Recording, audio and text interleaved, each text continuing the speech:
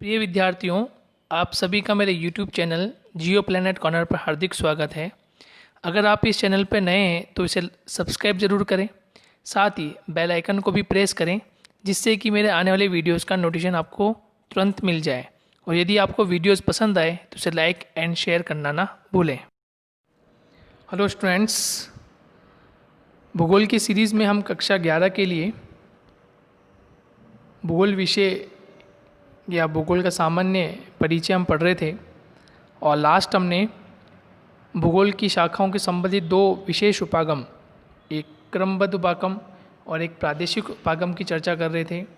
और लास्ट हमने क्रमबद्ध उपागम की चर्चा की, जहाँ हमने देखा कि तीन महत्वपूर्ण बातें, नंबर 1 भौतिक भूगोल, और भौतिक भूगोल की चार शाखाएं, भू आकृति विज्ञान, जलवायु विज्ञान, जल विज्ञान और मृदा भूगोल को पढ़ा।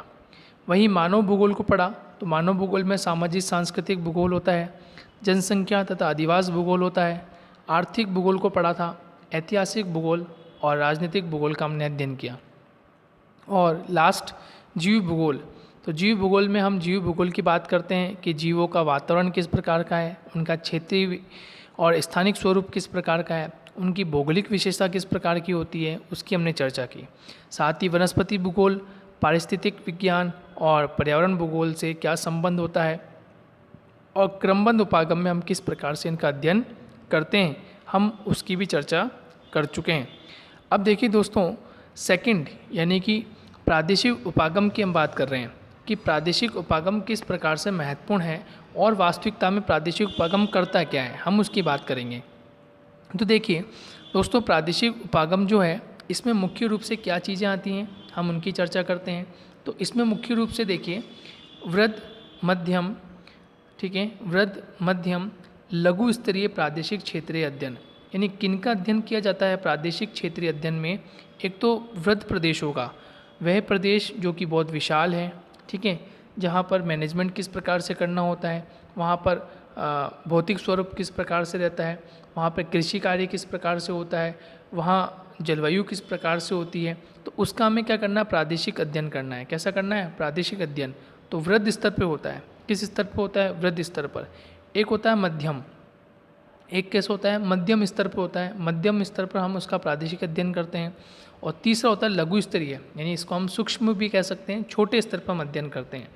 तो कैसा अध्ययन करना है, प्रादेशिक या क्षेत्रीय अध्ययन करना है, किसके संदर्भ में करना है, एक वृहद क्षेत्रों के रूप में, मध्यम क्षेत्रों के रूप में या लघु स्तरीय क्षेत्रों के रूप में हम अध्ययन करते हैं।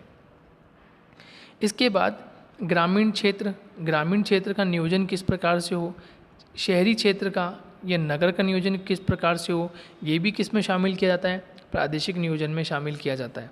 तो प्रादेशिक नियोजन में क्या हो रहा है कि हम सबसे बड़े, सबसे छोटे और सबसे अंतिम छोटे कि हम किस प्रकार से क्षेत्रीय इकाई के रूप में अध्ययन कर रहे हैं, यानी प्रादेशिक रूप में अध्ययन कर रहे हैं। साथ ही साथ ग्रामीण क्षेत्र हों या शहरी क्षेत्र हों तो उसका भी प्रादेशिक नियोजन करना बहुत महत्वपूर्ण होता है। प्रादेशिक विकास, ये बहुत महत्वपूर्ण है कि प्रादेशिक विकास किस प्रकार से हो रहा है, रीजनल डेवलपमेंट करना ज़रूरी है। जब तक हम रीजनल डेवलपमेंट नहीं करेंगे हमें पता नहीं चलेगा कि क्या वास्तविकता में जो एक जिला है, एक शहर है, एक बड़ा महानगर है या एक राज्य है, वो किस प्रकार से विस्तारित हो रहा है, वहाँ किस प्रकार से योजनाओं को हम क्रियान्वित कर सकते हैं। फिर है प्रादेशिक विश्लेषण करना बहुत ज़रूरी है। प्रादेशिक विश्लेषण का मतलब होता है कि हम एक प्रदेश की तुलना दूसरे प्रदेश से किस प्रकार से कर सकते हैं, वहाँ किस प्रकार की फैसिलिटी है, हमारे प्रदेश में किस प्रकार की फैसिलिटी नहीं है, तो इस पर भी हमें प्रादेशिक विश्लेषण करना होता है। विश्लेषण कर रहे हैं इसका मतलब हम क्या कर रहे हैं, एक की तुलना दूसरे से करेंगे, यहाँ इस प्रदेश में क्या है और अगले प्रदेश में क्या है, उसकी हम चर्चा करेंगे, ठीक है। तो ये महत्वपूर्ण होता है। प्रादेशिक योजना महत्वपूर्ण होती है कि प्रादेशिक योजना में हम किस किस प्रकार से, चाहे वो शहरी योजना के रूप में हो, ग्रामीण क्षेत्र के रूप में हो, हम उसकी चर्चा करते हैं। और उसके अलावा हम देखें तो हमें एक चीज़ और देखने को मिलती है कि हम दर्शन मतलब हम ये देखना चाहते हैं कि हमारा भौगोलिक चिंतन किस प्रकार का है, मतलब ज्योग्राफी में ऐसी कौन कौन सी मान्यताएं हैं, ऐसे कौन कौन सिद्धांत हैं, तो ये सब किस में शामिल किए जाते हैं, ये दर्शन में शामिल किए जाते हैं या भौगोलिक चिंतन में शामिल किए जाते हैं। भौगोलिक चिंतन का मतलब कि हम ये कह सकते हैं कि भूतकाल के समय ठीक है। भूतकाल के समय हमारी जो भूगोल रहा होगा वो किस प्रकार से रहा, मध्यकाल के आते आते भूगोल किस प्रकार से रहा होगा, और आधुनिकता की तरफ, जब हम आधुनिकता की तरफ चल रहे हैं तो भूगोल किस प्रकार से है। तो हम उसका जो अध्ययन कर रहे हैं वो एक भौगोलिक चिंतन का समावेश है। और भौगोलिक चिंतन जो है वो हर परिवेश में बदलता चला जाता है, क्योंकि पहले हम भौतिक वातावरण का अध्ययन कर रहे हैं, लेकिन धीरे धीरे साथ ही हमें मानव भूगोल का भी अध्ययन करना हमने प्रारंभ किया। तो ये महत्वपूर्ण होता है भौगोलिक चिंतन। फिर है भूमि एवं मानव अंत्य प्रक्रिया, यानी कि भूमि यानी धरातल और मानव के संबंध कैसे हैं, इनकी अंत्य प्रक्रिया किस प्रकार की चलती है। मानव का संबंध पारिस्थितिकी से भी जुड़ा होता है, इकोसिस्टम से, इकोलॉजी से जुड़ा होता है। तो वो किस प्रकार से भूमि से उत्पादन प्राप्त करता है, भूमि का उपयोग करता है, भूमि का उपयोग करने के साथ साथ वे उसे अधिक उपयोगी बनाता है, तो वो किस प्रकार से करता है, ये सब उसकी अंतर प्रक्रियात्मक संबंध स्थापित होते हैं। फिर हमने पढ़ा विधि तंत्र एवं तकनीक।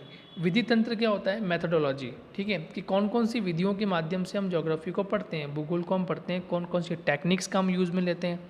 देखिए, एक टेक्निक है सामान्य एवं संगणक आधारित मानचित्रण, यानी एक तो हम सिंपल सामान्य मानचित्र बनाते हुए आए।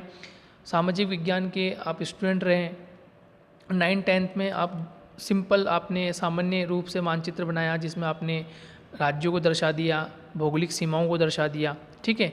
अब हम क्या क्या कर रहे हैं, संगणक आधारित मानचित्र, यानी अब हम यहाँ क्या करते हैं कि डेटा एनालिसिस करते हैं, डेटा को प्राप्त करते हैं, उसको एनालिसिस कर रहे हैं, और फिर उसके आधार पर हम अलग अलग राज्यों से, अलग अलग ज़िलों से अलग अलग प्रकार की मैपिंग करते हैं, चाहे वो इंडिया हो, चाहे वो एशिया के कोई सा भी देश हो, या फिर इस महाद्वीप, जो बड़े बड़े महाद्वीप हैं उनमें स्थित अन्य देश, तो उनका हम संगणक के आधार पर, इन्हीं डेटा के आधार पर हम क्या कर रहे हैं, उन्हें मानचित्र तैयार कर रहे हैं। नेक्स्ट है परिमाणात्मक तकनीक और सांख्यिकी तकनीक। तो जितने बड़े बड़े डेटा होते हैं उनको सांख्यिकी आधार पर हम क्या करते हैं, जो बड़े डेटा को कंपाइल करके छोटे रूप में लाते हैं, और हम ये देखते हैं कि इनमें किस प्रकार से वेरिएशन हमें मिल रहा है, चाहे वे जनसंख्या के आंकड़े हों, चाहे वे वर्षा के आंकड़े हों, चाहे वो तापमान के आंकड़े हों, या फिर कृषि के उत्पादन के आंकड़े हों, या फिर उद्योग के आंकड़े हों। तो इन आंकड़ों को, इनकी संख्या जब अधिक होती है तो इनको हम एक जगह रख कर इनका एनालिसिस करते हैं, इनको हम इस प्रकार से बनाते हैं, या इस प्रकार से सांख्यिकी मेथड के माध्यम से लाते हैं कि हम छोटे रूप में अच्छी तरह से एनालिसिस कर सकें और अंतिम बिंदु तक हम इसका एनालिसिस कर सकें। क्षेत्र सर्वेक्षण विधियाँ, क्षेत्रों में जाके वहाँ की विभिन्न विभिन्न प्रकार की जो विधियों का रूप में हम करते हैं, जैसे 11th क्लास में अलग अलग प्रकार से चेन टेप सर्वे होता है, ठीक है, प्लेन टेबल सर्वे होता है। तो भौगोलिक परिस्थितियों को देखते हैं, उस पर्टिकुलर स्थान पर, उस क्षेत्र पे जाकर हम सर्वे करते हैं, और वहाँ देखते हैं कि किस किस प्रकार के वहाँ पर प्रमुख टूल्स काम करते हैं। जैसे कहीं पर मंदिर है, कहीं मस्जिद है, कहीं रेल की पटरी है, कहीं नदी है, कहीं तालाब है, कहीं स्कूल है, कहीं पर सामुदायिक भवन बना हुआ है। तो उस क्षेत्र विशेष की जो परिस्थिति है, उस क्षेत्र विशेष का जो एक नक्शा है, वह हम क्या करते हैं, ज्योग्राफी के माध्यम से, भूगोल के विद्यार्थी के नाते हम वहाँ जाकर उनको एनालिसिस करते हैं, और हम एक शीट पर उसको बनाते हैं, ताकि यदि उस पर कोई कार्रवाई हो, उस पर यदि कोई प्रादेशिक उस पर नियोजन हमें बनाना हो, या उस क्षेत्र का नियोजन हमें करना हो, तो उससे हमें क्या लाभ प्राप्त होता है, सुविधा हमें प्राप्त होती है कि हम किस प्रकार से यहाँ पर कार्य कर सकते हैं। एक प्रकार से मैप है ये, ठीक है। उसके बाद धीरे धीरे भू सूचना विज्ञान तकनीक, ठीक है, जैसे सुदूर संवेदन तकनीक। तो सुदूर संवेदन तकनीक क्या है कि हम आकाशीय क्षेत्रों, आकाश में जाकर फोटोग्राफ्स लेते हैं, ठीक है। आपने देखा होगा कहीं बाढ़ क्षेत्र होता है, या कहीं पर विपदा आपदा हो जाती है, तो हवाई चित्रों के माध्यम से हम स्केच लेते हैं, हवाई चित्रों के माध्यम से हम फोटोग्राफ्स लेते हैं, वहाँ की जानकारी प्राप्त करते हैं, और वहाँ किस प्रकार से हम सुविधा मुहैया करवा सकते हैं, हम उसकी चर्चा करते हैं। तो सुदूर संवेदन तकनीकों के माध्यम से हम ये क्रिया करते हैं। भौगोलिक सूचना तंत्र, यानी कि ज्योग्राफिकल इंफॉर्मेशन सिस्टम। तो इसमें हम क्या करते हैं, ज्योग्राफिकल इफ़ेक्ट या जो इन्फॉर्मेशन होती है, हम उसके सिस्टम को मजबूत करते हैं, वहाँ से हम सूचनाएं प्राप्त करते हैं। वैश्विक स्थिर तंत्र, यानी कि ग्लोबल पोजिशनिंग सिस्टम, कि हम जो भी क्रियाविधि करते हैं, जैसे फॉर एग्जांपल आपने देखा होगा आपके हैंडसेट में मैप टूल होता है, और मैप के जरिए हमें जहाँ जाना होता है हम उसकी लोकेशन सर्च करते हैं, और वह टूल जो करता है वो क्या काम करता है कि जिस पॉइंट पे आप खड़े हैं और जिस पॉइंट पे आपको जाना है, ठीक है, ओरिजिन पॉइंट और आपका डेस्टिनेशन पॉइंट, तो वो क्या करता है वहाँ की एक कितना वो किलोमीटर दूरी है, कितना आपको समय लगेगा, किससे आपको जाना है, व्हीकल क्या होगा, ट्रेन होगा, बस होगा या बाय कार जाना है, बाय मोटरसाइकिल जानी है, तो ये सब कुछ जीपीएस के माध्यम से देखते हैं। और जैसे जैसे हम आगे की ओर बढ़ते हैं तो हमारा जो मैप पे जो हमने सेट किया बिंदु, वो भी हमारा एक चिन्ह जो होता है वो आगे की ओर बढ़ता है। तो ये सब किसके माध्यम से हो रहा है? जीपीएस के माध्यम से हो रहा है। यानी हम क्या कर रहे हैं कि एक ही क्षेत्र में रहकर हम वहाँ की विभिन्न परिस्थितियों के बारे में चर्चा कर रहे हैं, विभिन्न परिस्थितियों के बारे में जानकारी प्राप्त करना चाहते हैं। तो ये जीपीएस के कारण होता है। हर एक स्थान पर बैठकर हम अन्य क्षेत्रों को देख लेते हैं, तो ये भी किसके माध्यम से होता है? जीपीएस के माध्यम से ही होता है। तो देखिए दोस्तों, कुछ प्रमुख टेक्निक्स हैं, प्रमुख बातें हैं जो हमने सीख ली है, चाहे वो क्रमबद्ध भूगोल के रूप में या क्रमबद्ध उपागम के रूप में रही हो, चाहे वो प्रादेशिक उपागम के रूप में रही हो। तो यहाँ तक हमने इस चीज़ को कवर कर लिया है। अब हम आगे की ओर बढ़ जाते हैं। उपयुक्त वर्गीकरण भूगोल की शाखाओं की एक विस्तृत रूपरेखा प्रस्तुत करता है। भूगोल पाठ्यक्रम सामान्यतः इसी के ढांचे में बनाया गया व पढ़ाया जाता है, परंतु यह रूपरेखा एक दृष्टि से स्थैतिक है, क्योंकि किसी भी विषय की ये बाध्यता है कि नई सोच, नई समस्या, नए विधि तंत्र एवं नई तकनीक के साथ अग्रसर होता रहे। देखिए, ज्योग्राफी जो है वो हमेशा एक नई सोच के साथ आगे बढ़ता है। जब आगे की ओर बढ़ते हैं तो समस्याएं उत्पन्न होती है, समस्याएं उत्पन्न होती है तो अलग अलग प्रकार से विधि तंत्र, अलग अलग प्रकार से मेथोडोलॉजी काम में ली जाती है कि इसको हम किस प्रकार से इस समस्या को हल इसका निकाला जा सके। तो जब समस्याएं आती हैं तो अलग अलग प्रकार की विधि तंत्र यूज़ में आते हैं, तकनीकें काम आती हैं, और जब तकनीकें काम आती हैं तो उसका कहीं ना कहीं सॉल्यूशन ज़रूर मिलता है। जैसे हम एक उदाहरण के बारे में बात करें तो जो पहले हस्त निर्मित मानचित्रण तकनीक थी, अब संगणक निर्मित मानचित्र में परिवर्तित हो गई है। तो पहले हम हाथों के माध्यम से कोई स्केच, कोई मानचित्र बनाते हैं, आज वो संगणक यानी कि जो कैलकुलेशन बेस्ड मेथड है, तो कैलकुलेशन बेस्ड मेथड पे ये टेक्निक अपना ली गई है, और टेक्निक्स के माध्यम से, संगणकों के माध्यम से कंप्यूटराइज्ड आजकल मैप बनते हैं, मानचित्र बनते हैं, तो उनमें त्रुटि बिल्कुल भी नहीं होती। तकनीकी ने विद्वानों को वृहद मात्रा में आंकड़ों के प्रबंधन की क्षमता प्रदान कर दी है। तो हम देखते हैं कि कंप्यूटर के माध्यम से हम एक बहुत लंबी लिस्ट बना सकते हैं और उस पर हम अलग अलग रूप से, अलग अलग उसको व्यवस्थित रूप से, अलग अलग सूची के रूप में हम उसको बनाकर और एक मानचित्र प्रस्तुत कर सकते हैं। तो ये प्रबंधन की क्षमता को इसने विकसित किया है जब से टेक्निक्स आना शुरू हुई, जब से आधुनिकता को हमने देखा है।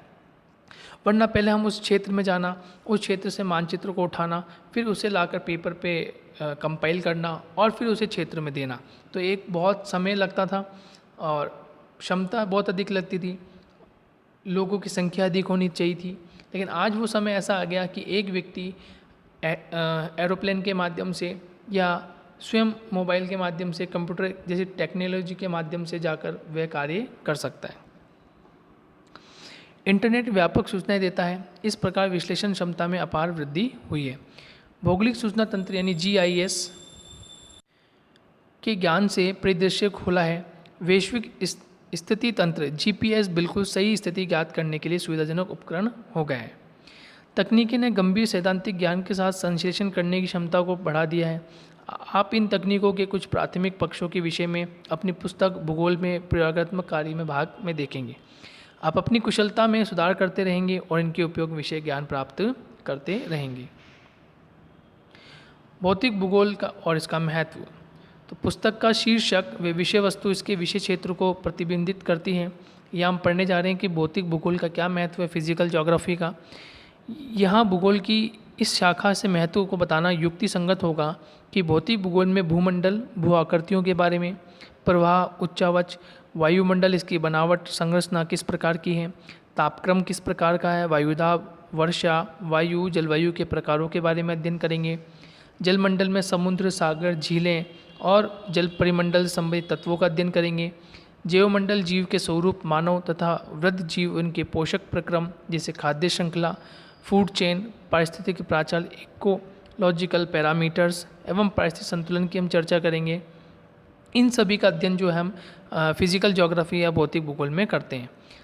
मृदा निर्माण प्रक्रिया के माध्यम से निर्मित होती हैं तथा वे मूल चट्टान, जलवायु, जैविक प्रक्रियाएं एवं काल अवधि पर निर्भर करती है। तो काल अवधि मिट्टियों का परिपक्वता को प्रदान करती है तथा मृदा पार्श्विका यानी प्रोफाइल के विकास में सहायता प्रदान करती है। तो हम इसकी भी चर्चा करेंगे। मानव के लिए प्रत्येक तत्व महत्वपूर्ण होता है। भू आकृतियों आधार प्रस्तुत करती है जिस पर मानव क्रियाएं संपन्न होती है। मैदानों का प्रयोग कृषि कार्य के लिए किया जाता है जबकि पठारों पर वन तथा खनिज संपदा विकसित होती है। तो ये ध्यान रखना है कि मैदानों का प्रयोग हम किसके लिए करते हैं कि मैदानों पे हम कृषि कार्य करते हैं, जनसंख्या निवास करती है, तो मैदानों का प्रयोग इसलिए होता है। औद्योगिक इकाइयाँ डेवलप होती हैं, जबकि पर्वत जो होते हैं, पठारी क्षेत्र जो होता है, तो पठारी क्षेत्र खनिज संपदा से विकसित होता है। लेकिन ज़रूरी नहीं है सभी पठार ऐसे हों। कुछ पठार जो ज्वालामुखी निर्मित होते हैं वहाँ पे खनिज संपदा देखने को मिलती है। पर्वत, चारागाह, वनों, पर्यटक स्थलों के आधार पर निम्न क्षेत्रों को जल प्रदान करने वाली नदियाँ स्रोत के रूप में बहती है। जलवायु हमारे घरों के प्रकार, वस्त्र, भोजन को प्रभावित करता है। जलवायु का वनस्पति, शस्य प्रतिरूप, पशुपालन एवं कुछ उद्योगों आदि पर गंभीर प्रभाव देखने के साथ पड़ता भी है। मानव ने ऐसी तकनीक विकसित की है जो सीमित क्षेत्र में जलवायु को अपरिवर्तित मॉडिफाई कर देती है। ऐसे वातानुकूलक, एयर कंडीशनर, वायु शीतक इत्यादि तापमान तथा वर्षा, वनों की घनत्व एवं घास प्रदेशों की गुणवत्ता सुनिश्चित करते हैं। भारत में मानसूनी वर्षा कृषि आवर्तन प्रणाली को गति प्रदान करती है। वर्षा भूमिगत जलधारक प्रस्तर को पुनर्व्यवस्थित कर कृषि व घरेलू कार्यों के लिए जल की उपलब्धता संभव बनाती है। हम संसाधनों के भंडार समुद्र का अध्ययन करते हैं। वह मछली व अन्य समुद्री भोजन के अतिरिक्त खनिजों की दृष्टि से भी संपन्न हो जाता है। भारत के समुद्री तेल में मैग्नीज एकत्रित करने की तकनीक विकसित कर ली है। मृदा एक नवीनीकरण पुनर्स्थापनीय संसाधन है जो अनेक आर्थिक क्रियाओं जैसे कृषि को प्रभावित करती है। मिट्टी की उर्वरकता प्रकृति से निर्धारित व संस्कृति से प्रेरित होती है। मृदा पौधों, पशुओं एवं सूक्ष्म जीवाणुओं के धारक जीवमंडल के लिए आधार प्रदान करती है।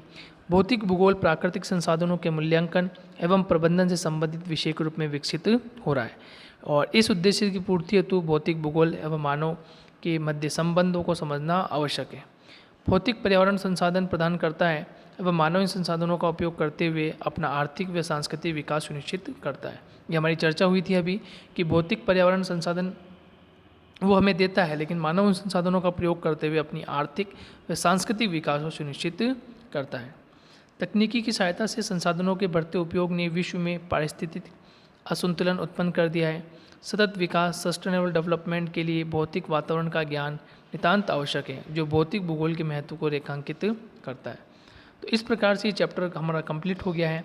भूगोल क्या है, इसकी दो परिभाषाएं हैं, रिचार्ड हार्टशॉन की है। भूगोल का उद्देश्य धरातल की प्रादेशिक क्षेत्रीय भिन्नता का वर्णन एवं व्याख्या करना होता है। और एक परिभाषा अल्फ्रेड हैटनर के, जिन्होंने कहा है भूगोल धरातल के विभिन्न भागों का कारणात्मक रूप से संबंधित तथ्यों की भिन्नता अध्ययन करता है। तो इम्पोर्टेंट बात ये रही कि भौतिक भूगोल और उसका महत्व किस प्रकार से है। यहाँ भूमंडल, वायुमंडल और साथ ही साथ हमने जलमंडल की बात कर ली। इसमें जीवमंडल किस प्रकार से कार्य करता है उसकी हमारी चर्चा हुई और फिर मानव और प्राकृतिक संबंध किस प्रकार से है हमने उसकी भी चर्चा की। तो इस प्रकार से दोस्तों ये चैप्टर आपका कंप्लीट हो जाता है। अब नेक्स्ट लेक्चर में हम नेक्स्ट चैप्टर के साथ मिलेंगे। जब तक के लिए धन्यवाद।